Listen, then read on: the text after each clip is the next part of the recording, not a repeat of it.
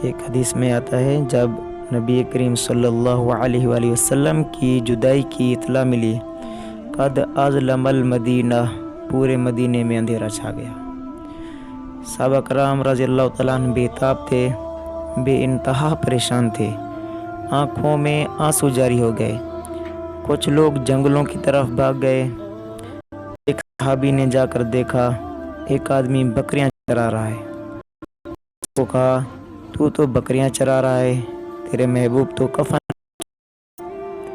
वो रोता हुआ आया, मदीने के जब करीब पहुंचा, उसने अपनी दोनों अंगुलियां अपनी आंखों पर रखी, ज़ोर से मसल कर कहा, ऐ अल्लाह, मैं मदीने जाता था, महबूब का दीदार करता था, अब महबूब मुझे नज़र न आए।